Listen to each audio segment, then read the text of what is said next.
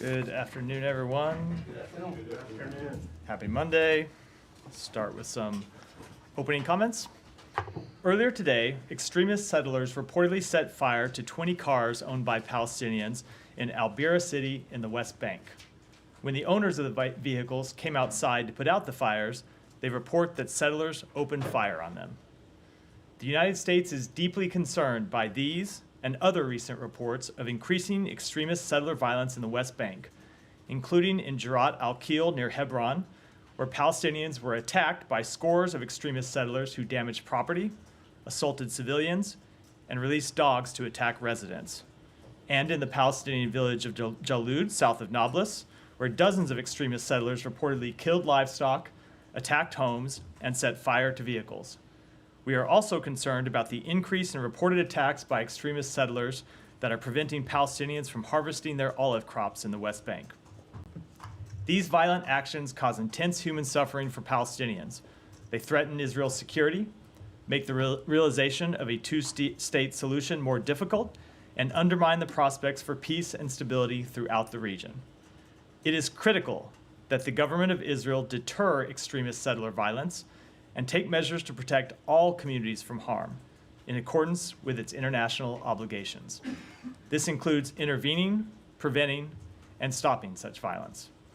It is further incumbent upon the relevant authorities to do everything possible to de-escalate tensions and hold all perpetrators of violence against civilians equally accountable, no matter the background of the perpetrator or the victim. The United States maintains several measures to promote accountability and combat increasing extremist settler violence. Since February of this year, the United States has imposed sanctions on 14 individuals and 13 entities for undermining peace, security, and stability in the West Bank. As President Biden and Secretary Blinken have emphasized, we will continue to use all tools at our disposal to promote accountability for violence in the West Bank and around the region. That, Matt. Thank you. So just on that, before we get into other related issues, so is there any immediate action coming from these latest incidents? Or? No sanctions that I can announce today, but it is incidents like this in the past that have led us to impose sanctions, and we certainly will be looking at this one as we have looked at others to see, first of all, if the government of Israel takes steps to impose accountability, and if they don't, what we might do on our end. And have you made your concerns clear to the Israeli government, other than you just saying it? We have. Yes, we have. To whom? To the government of Israel. We had from our embassy to the government. We made clear our concerns. Okay, and that was obviously today. Yeah. Okay. Can I just go to the aid situation in Gaza, or the humanitarian situation in Gaza with the aid? You've seen also that, well, I expect you've seen that Israel has terminated its agreement with UNRWA today, following the passage of the legislation which you opposed early last week. One, what's your reaction to that? And then two, the humanitarian situation in Gaza has gotten worse rather than better since the letter Secretaries Blinken and Austin sent. So how does the end of this agreement with UNRWA affect, in your view, the ability of Israel to meet the conditions laid out in the letter? So first of all, we're reviewing the letter to understand whether there are any immediate implications. We understand that the law doesn't go into effect for 90 days. If this letter means something happening more immediate than 90 days, which would be, happened past a week ago, so something like 83 days from now, that's something we would want to understand and we would want to take into account. But we're endeavoring now to learn exactly what the implication, if any, of that letter is, separate and apart from the legislation that's already passed and has a 90-day timetable on it. We, as you noted, we're quite clear that we oppose that legislation. We have serious concerns about the implications of it being fully implemented, as well as our concerns about the underlying humanitarian situation in Gaza even before Israel passed this legislation that relates to the inability of a sufficient number of trucks to get into Gaza and the inability of humanitarian workers for a variety of reasons to be able to deliver that aid to places inside Gaza to the people that need it. So we have been engaged with the government of Israel on this since long before we sent the letter, but really about a number of steps that we think they need to take since the Secretary of Defense, Austin, sent that letter on October 14th. The Secretary talked to the Minister of Strategic Affairs on Friday, Ron Dermer, about that, where we stand. I expect that he will talk to further Israeli officials later today about what steps they have already taken, what more they can do. They have told us at various stages that there are a number of steps that they have in process that they haven't completed yet. We're paying close attention to that, and we'll pay close attention to that over the coming days. All right, well, on a scale of 1 to 10, or on any scale that you would like, how have they complied or not complied So with the requests or demands, frankly, that were in the letter? Let me do it on a pass-fail instead of trying to give a grade. And that on a pass-fail basis, Well, that is a grade. they have, Pass-fail. I mean, a letter grade, a percentage grade, a pass-fail. And that as of today, the situation has not significantly turned around. We have seen an increase in some All right. measurements. We've seen an increase in the number of crossings that are open. But just if you look at the stipulated recommendations in the letter, those have not been met at So this that's point. a fail. We're not at the end of the period yet. They have not. If you look at the what we ultimately judge, I get it. what we ultimately judge on, which is the results on the ground, the results are not good enough today. Right, so that's a fail. They right? certainly do not have a passing grade. They have failed. I said they have failed to implement all of the things that we recommend in that letter. Now that said, we are not at the end of the 30-day period, Okay, and we so are it's a we are fail, in but conversation. you're not ready to give them It's an not the end. F. It's not the end of the semester. You don't hand out grades in the Okay, middle. well, in the middle. I suspect that the levity is a little bit inappropriate. No, but but look, you guys say they haven't done enough, so it's a fail at this We are not. point. We are not at the end of where we are able to make an assessment. But I can tell you, the situation has not been good enough for some time, and the situation has not improved sufficiently in the 21, 22 days, whatever it is, since we sent that letter. Okay. There is still a week or so to go until we reach the end of the period, but there is much more that we need to see them do. Thank you. Yeah, thanks, Matt. I'm not going to grade you, but is there any scenario that you would see the possibility of distributing aid to Gaza without UNRWA?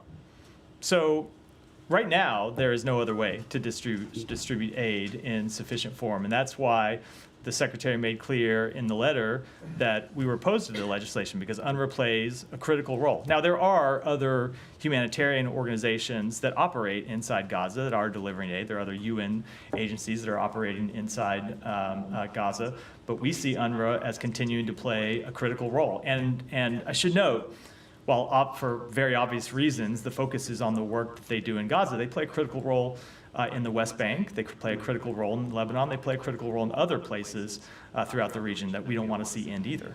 Okay, so you agree that UNRWA plays, and you said it, a crucial role. Absolutely, yeah. So is there any scenario where you would call upon Israel to not implement this law? I mean, firmly.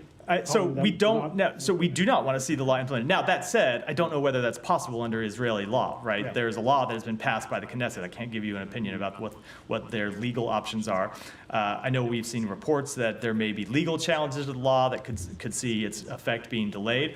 But as to what options the government has under legal authority, it's not something I can speak to. But certainly, we were opposed to the passage of the law in the first place. Yeah, and so if Israeli law has it that after this 90-day, they don't have a choice but to forbid working with UNRWA, what happens? Well, they don't have a choice, but they wouldn't have a choice. I mean, if that's true, they wouldn't have a choice because of a law that they themselves passed. No, exactly. But where does that leave you? So I'm not going to And- forecast where we're going to be in the 83 days or whatever it is until this law is implemented. We've made quite clear to them what our concerns are, and we're going to continue to engage with them about those concerns. Matt, on the letter and what may or may not U.S. would do next week, should we expect action from the U.S. government if the picture next week is similar or worse on the humanitarian situation on the day? I don't want to forecast in any way what it is that we'll do at the end of those 30 days.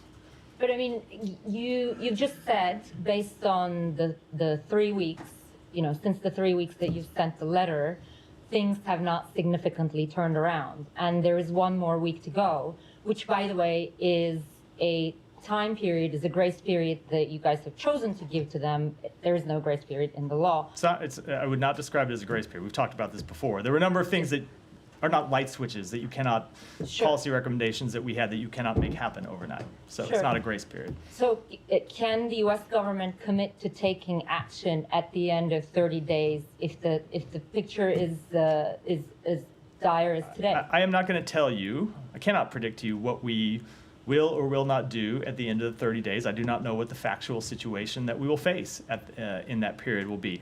What I can tell you we will do is we will follow the law. The way we have followed the law to date, we will continue to follow the law. Right. And on what Israel is doing in northern Gaza, they say Hamas is regrouped in this area, and that's why their military and tanks are back there. I'm wondering, what is the U.S. assessment? Is that also the U.S. assessment that this is the case and this is necessary military action? I don't have a military assessment to offer from here. We know that there are Hamas fighters that continue to operate in northern Gaza. The Israelis can speak to what their own assessments are as to what it is that they are targeting in their operations in the north. Is the kind of military campaign that they've been conducting in northern Gaza for the past 3 to 4 weeks, is that acceptable to the United States? We have concerns about specific actions we've seen. You saw me speak last week to the concerns we had about a building that they took down in which 25 children were killed and scores of other civilians were killed. We have great concern about the civilian harm that we saw in that strike and the civilian harm that we've seen in general in operations in northern Gaza. In the same way, we have concerns about the fact that humanitarian assistance is not getting into everywhere in Gaza. We've been quite clear with Israel that we believe they have an obligation to get humanitarian assistance in. Ultimately, what we want to do is see the war end. And that's what we're trying to bring about, is an end to the war that stops the fighting in northern Gaza, that stops the fighting elsewhere in Gaza, that brings the hostages home, and ultimately lets Palestinians start to rebuild their lives, rebuild their communities. Right, sure, but that has proven to be very elusive, as you know, as well. And in the meantime, this military campaign is still continuing. So I'm wondering, is the United States government telling the Israelis to wrap this up, even before a ceasefire negotiation? Because, I mean, it's just going to be really difficult to achieve that. So we want to see an end to the war, but the part of the question that I'm struggling with is it's kind of the same thing I struggle a lot of times with when I get this question. There are two sides to a war, right? It is not just Israel that is fighting a war here. Hamas is also fighting a war. And and by the way, you know that Hamas started this war. We've been through this history many times. Hamas fighters continue to shoot, continue to target, continue to launch rockets at Israeli forces. So we want to see the end of the war. But it is not a unilateral decision by one of the parties. We want to see the war end in a way that's durable, where you have an agreement of both parties to end the conflict. Right, but I guess the reason that I'm asking you is because the U.S. is providing much of the weaponry to Israel. So I am wondering if this particular military strategy, which seems to be imposing a siege, during which the humanitarian aid has dropped significantly, there has been a lot of civilian casualties. Is this military strategy acceptable to the United States, and how long more will you let it continue? So we have great concerns about the humanitarian toll in northern Gaza. And as to the question of how much longer it will continue, we want to see the war end now. We want to see an end to the war, and that's what we're trying to accomplish. Thank you. You mentioned the building that obviously the United States is very concerned about. Everybody's concerned about that incident last week. It's one of many incidents that you say the U.S. flags with Israel. And you also say that Israel can speak to its own actions. And what you said to Humaira, when you say Hamas continues to fire rockets and missiles, how do you square that with also saying that Israel has achieved its objective in Gaza? Are you saying it's now gotten worse to the point where they haven't achieved their objective? No. And then I have on the building specifically. Let me answer that one first and then go to the second. So no, absolutely not. What we have said is that they have achieved a number of strategic objectives. And if you look at the way you've heard the secretary speak to this and the way the Israeli officials have speak to this, one of the overriding strategic objectives was to ensure that Hamas could no longer launch military operations like we saw on October 7th, with that level of scale, that level of harm. and they have taken tremendous action to degrade Hamas's military capabilities, to wipe out a number of their command, to significantly degrade their arsenals, to significantly degrade their fighters. We have never said that Israel would be able to kill or capture every Hamas fighter. But I That's guess an, I I would say mentioned- that's an elusive goal and an unachievable goal. So the strategic goal that we've always believed was attainable was to degrade them sufficiently so they couldn't repeat October 7th. The other strategic goal that you heard the Secretary speak to, you heard me speak to, and the President as well, of course, is to bring to justice the leader of Hamas who was responsible for the attacks on October 7th, and they, of course, did that as well. They do have other remaining strategic objectives, the most important remaining one being bring home the hostages. But we have been, I think, pretty open about our concerns that Israel cannot afford, for many reasons, economically, diplomatically, in relation to its standing in the world, to just continue to fight a perpetual conflict in Gaza. Right, so that was just me specifically mentioning about the rockets, whether the fact that they can continue to fire rockets, does that then mean that they've basically gone back to not having achieved their strategic goal? But I hear you on the other things. They've achieved their overall strategic goal. We think to get to a point that is a long-term, that's Right. long-term sustainable, you have to have a political path forward. Okay, and then on the incident of the building collapsing last week, I think the number was 20. I don't know if that number has changed, but many children were killed. We've had sources in Gaza that have told us that they believe that that strike was a retaliation for some IDF soldiers that were killed in Jabalia.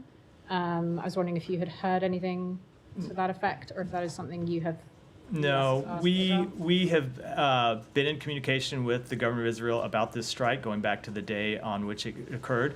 We have not yet received an official explanation for what it is that they were trying to accomplish and what it is that happened. We've seen the same reports, I think some of you have, about them possibly trying to target a single militant who was on the roof of that building. I can't speak to whether that's accurate or not.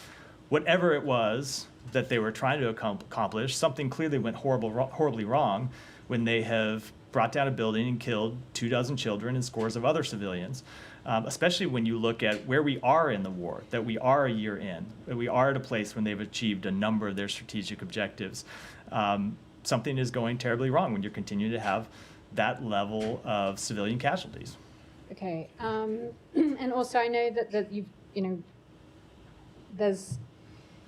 we're obviously all concerned about northern Gaza, but also we've got sources in Gaza who are saying that the situation with the food shortage is dire across the strip. There are families that, as we know, are eating bread and olive oil, and that's it. Children aren't getting milk, eggs, no protein for months already.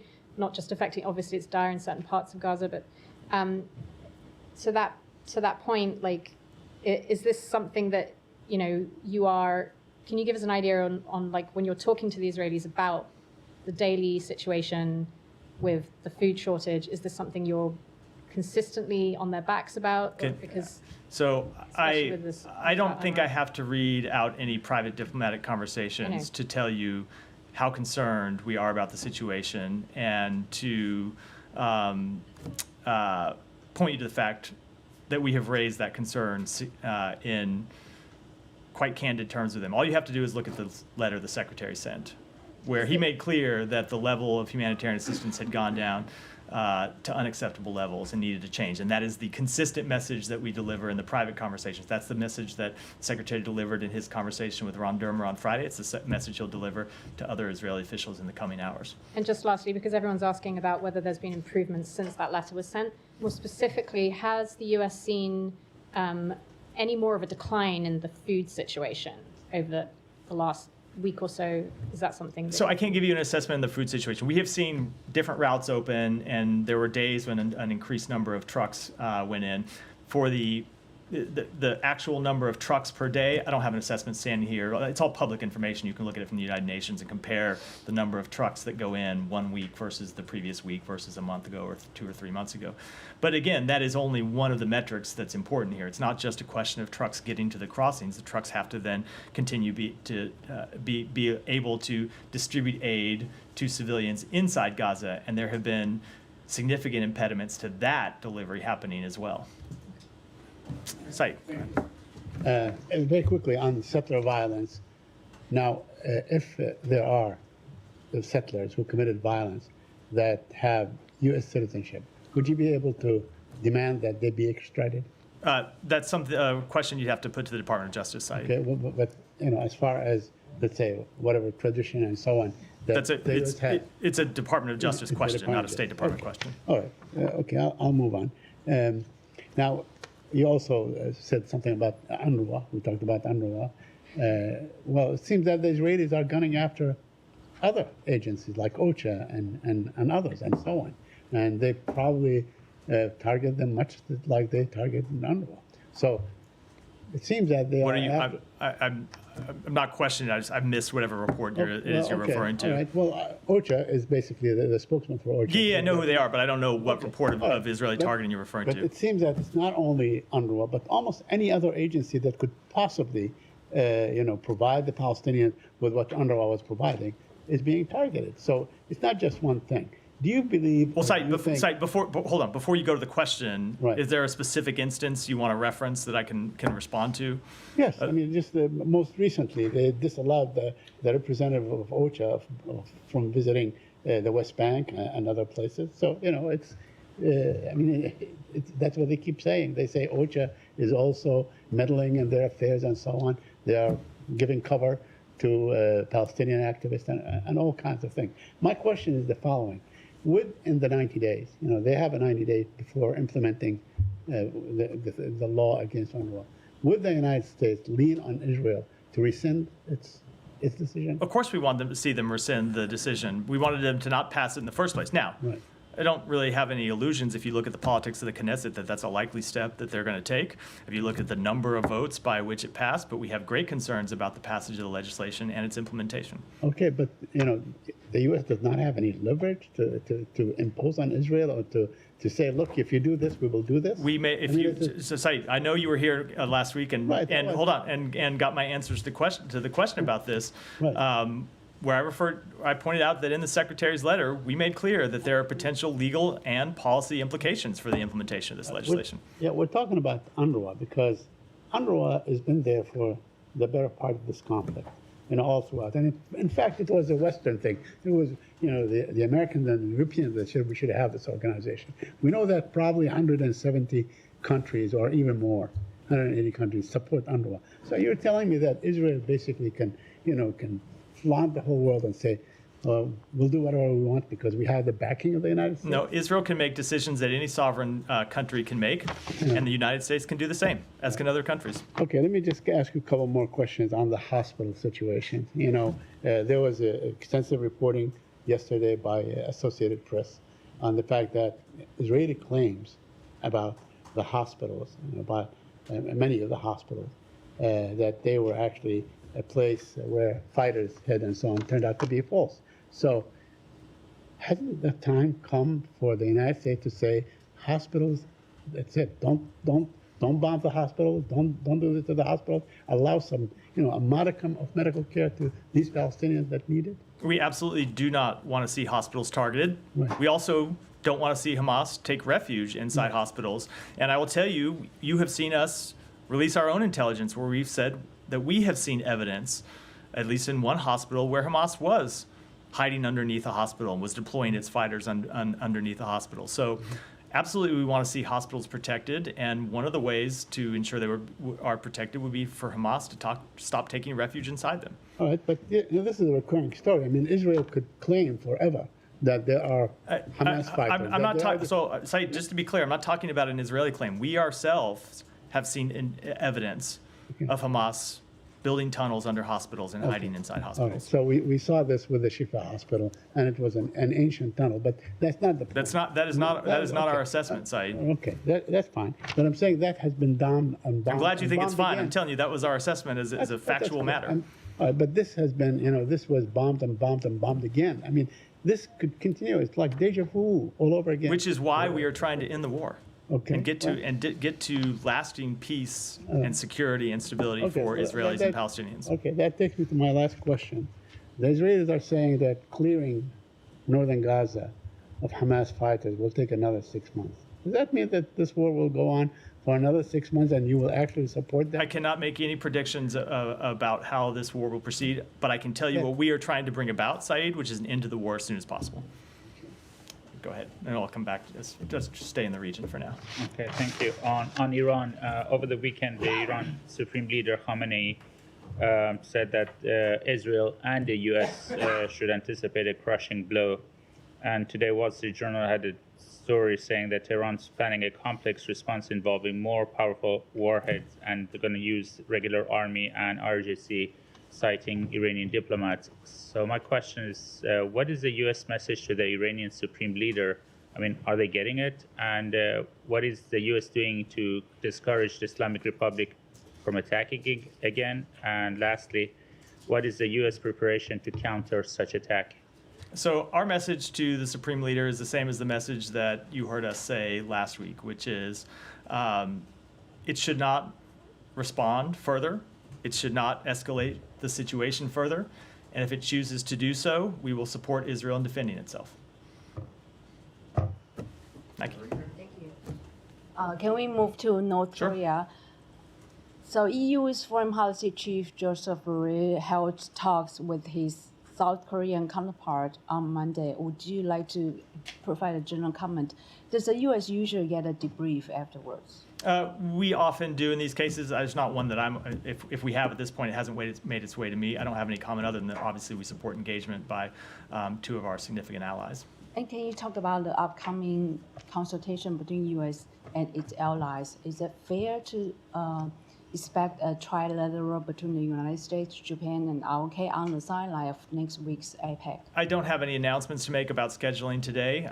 The Secretary spoke to his South Korean and Japanese counterparts on Thursday in the wake of North Korea's most recent ballistic missile launch, and we will continue to consult closely with both of those allies of the United States. Do you have any new report or new development from the newly established multilateral sanctions monitoring team? Only that we are making positive progress with our partners, but I don't have any specific updates to share beyond that today. And then finally, I'm not sure if you see the tweets that North Korean's foreign minister got a very warm welcome. I have to admit, I'm not following him on Twitter, but. But can you comment on the growing romance between the two countries? Look, so we continue to be greatly concerned about the partnership between North Korea and Russia. You saw the Secretary speak to the fact on Thursday that North Korea has deployed as many as 10,000 troops to Russia, and that we were concerned that they would move to the front lines to enter the fight against Ukraine. As the Secretary said on Friday that as many as 8,000 North Korean troops had made their way to Kursk. We now assess that as many as 10,000 have made their way to Kursk and could enter combat in the coming days. Are they in Kursk already? I mean, are they in combat already? So I have seen public reporting that they are. I can't speak to that definitively, but as we have said, we expected that it was likely that they would enter into combat against Ukrainian forces, and if they did, they would be legitimate military targets. Yes. Just to comment, 10,000 are actively right now involved into the In Kursk, fighting. yes. In Kursk. Yeah, it's our assessment. 8,000 to It's our 10,000 is not correct. As many as 10,000. Okay, yeah. thanks so much. Up from when we spoke Thursday, when we said as many as 8,000 were there, now we can see that we assess that as many as 10,000 have made their way to Kursk. Thanks so much. The Secretary's statement on the security aid, so on Friday that he issued, we have seen some slight, change there, and please correct me if I'm reading too much into it. He's not saying Probably. anymore that, unlike Probably. his July 11 and August and September statements, he's not saying anymore that we will be sending this as soon as possible. He's also saying that we will be allocating from the congressionally approved, aid as much as possible by the end of the president's term. You guys used to say all of it. Alex, we're in a different situation. You may remember that at the end of the fiscal year, we announced a drawdown of all the remaining authority. We did that under just through a slightly different procedure than we had done previously because we were coming up to the end of the fiscal year. And so we drew down a large number. I don't remember what the exact number was. And now we're spending against that drawdown in the weeks ahead. So that's why these announcements, just at a technical level, look different than the ones that happened before September 30th.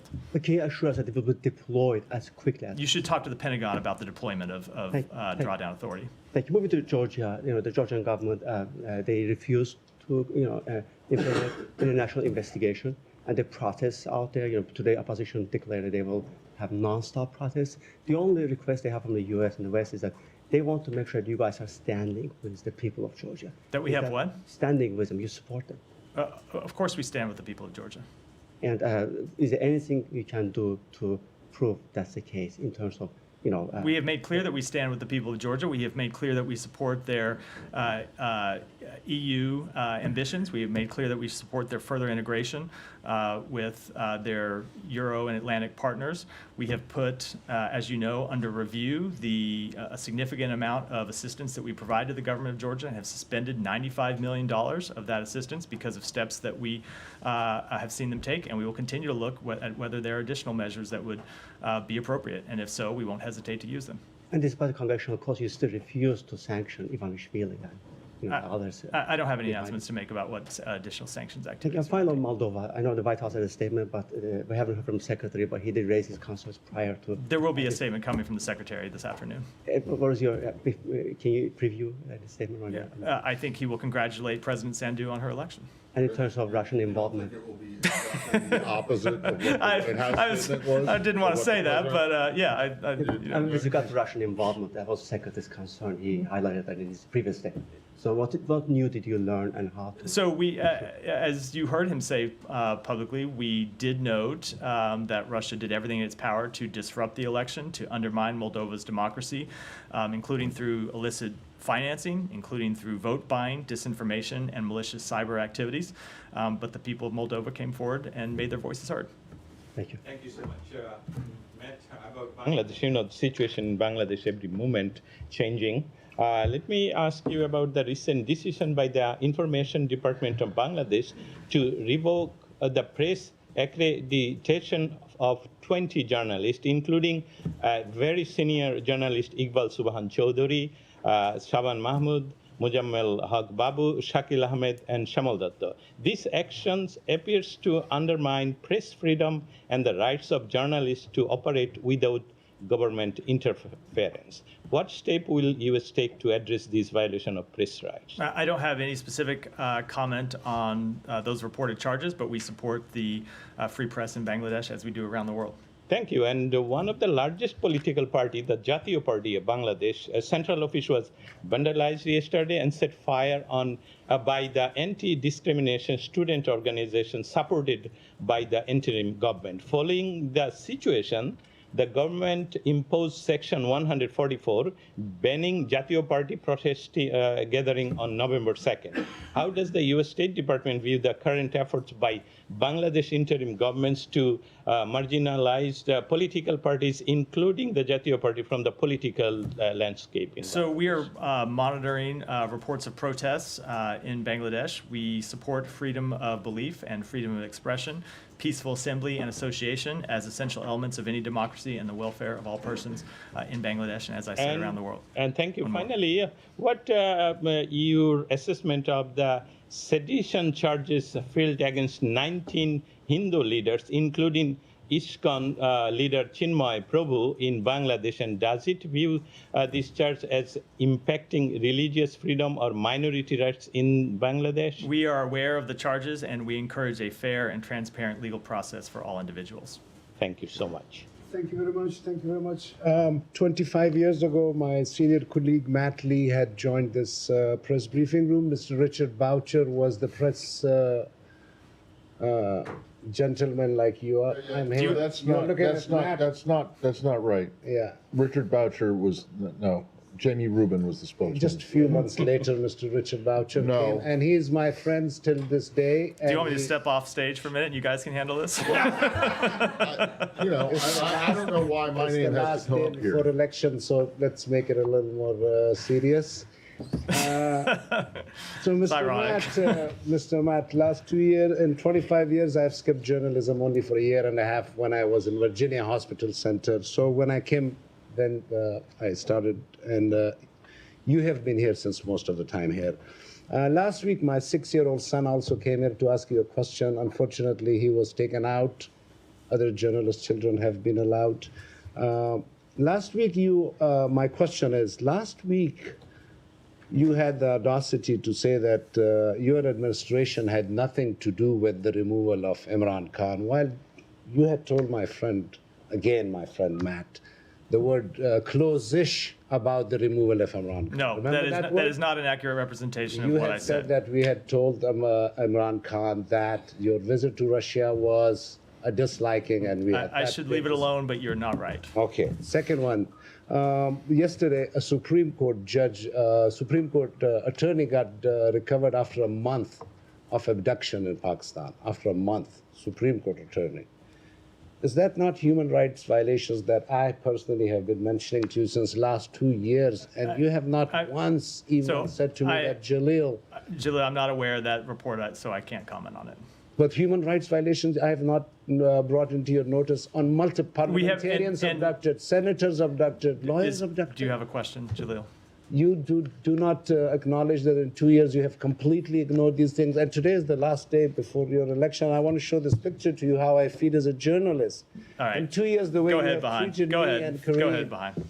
If you have a question. You know what, this is, we have, Jalil, this is question time, not argument time in the briefing room. Go ahead, behind you. Go ahead.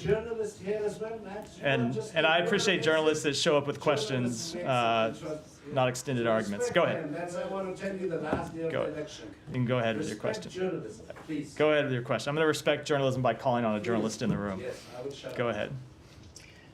Thank you, Mr. Matt. You know that Mr. Smotrich and Ben Gvir, they are both crucial members in the government of Israel, and one of them is explicitly encourage expanding settlement in West Bank, and the other one explicitly and practically arming the settlers in the West Bank. Last Wednesday, you rejected that Palestinian has a right to defend themselves against these settlers, and you said that it's a matter of law enforcement. Can you give me in this context, can you give me more clarification or more explanation what type of law enforcement that can encounter these expanding settlements and encountering these settlers who burning Palestinian homes, burning, like happened yesterday, Palestinian cars, steal their lands. So it's kind of some game. As you supposedly a fair mediator between Palestinian and Israeli, what is your vision for moving this situation, specifically the government itself, encouraging these settlers to expand the settlement? Yeah, so when it comes to who is responsible for law enforcement operations, it depends in what area of the West Bank it is. I think as you well know, in Area A, the Palestinian Authority has principal responsibility for law enforcement operations, and in Area C, it is the government of Israel. And so when you heard the opening remarks at this briefing today, I made clear that relevant authorities, whether it be in Area A, whether it be in Area C, whether it be anywhere, need to respond to acts of violence, no matter the perpetrator and no matter the victim. Now, when it comes to settlements in Area C, we want to see the government of Israel do more to prevent settler violence, to crack down on settler violence, and to hold settlers accountable for that violence. And we have also made clear that if we do not see sufficient action from the government of Israel, we will impose our own actions, as we have on more than 24 occasions already this year. Okay, second question on UNRWA, last question on UNRWA. Why USA doesn't voluntarily to take action to send teams or organization or something, because as Mr. Said said, UNRWA is most strong and well known about their job, and Israel, it seems like, not cooperate or not helping for distributing aid and something like that. Like, why USA doesn't take an action or doing any practical rules in terms of distributing this aid, specifically in Northern Gaza? Because it's some expertise says it's kind of fame or kind of starving. So why USA doesn't play a real action? We have taken significant action to get humanitarian assistance into Gaza. Now, when it comes to that last mile, if you will, the distribution role, we don't have U.S. Government agencies on the ground implementing aid delivery, but we are facilitating a great amount of aid making its way to Gaza. In fact, the United States is the largest donor of humanitarian assistance to the Palestinian people. And we fund a number of the UN agencies who then do that last mile delivery inside Gaza, and we'll continue to do so. Well, you don't fund UNRWA anymore. Not UNRWA, but we fund other agencies, what I was referring to. With that, we'll wrap for today. Thanks, everyone. Thank you.